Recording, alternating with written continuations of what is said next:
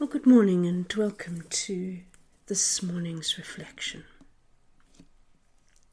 Today I want to look at the writing of Ronald Rolheiser.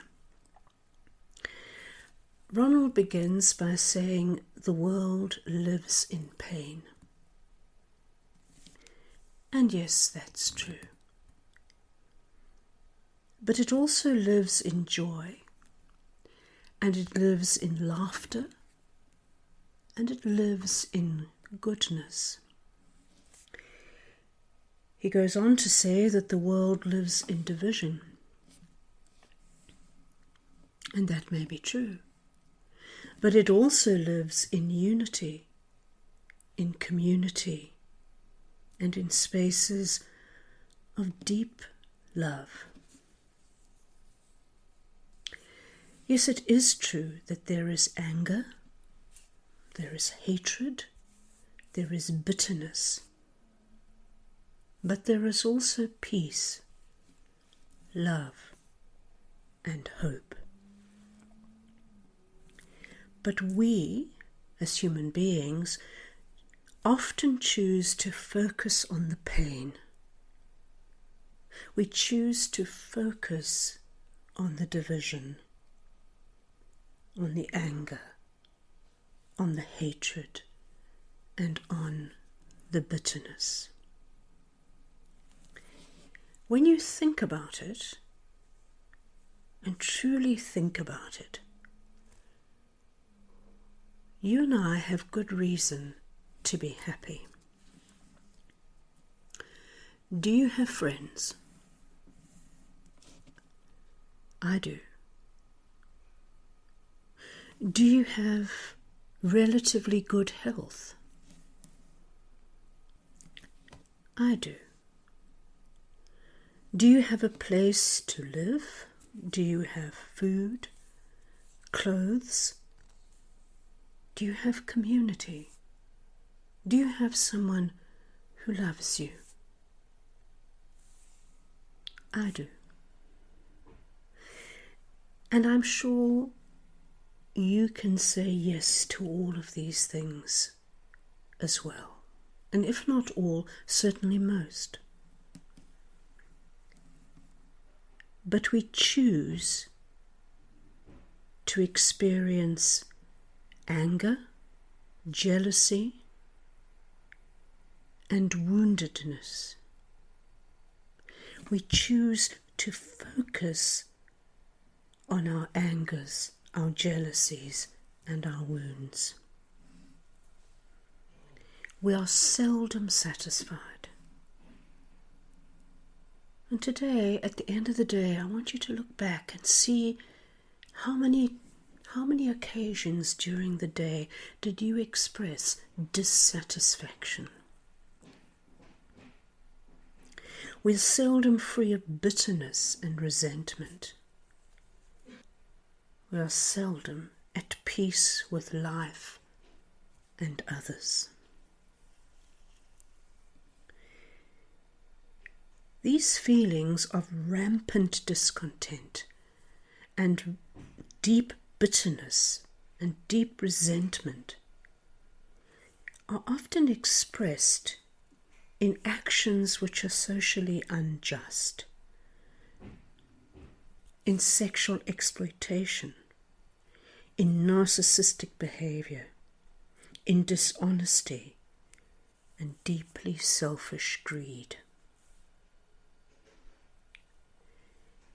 It is so hard for us to live with understanding and to be at peace. Our temptation is always to bitterness, arrogance, anger, emotional withdrawal, and paranoia. How do we stop this downward slide into what sometimes feels like hell?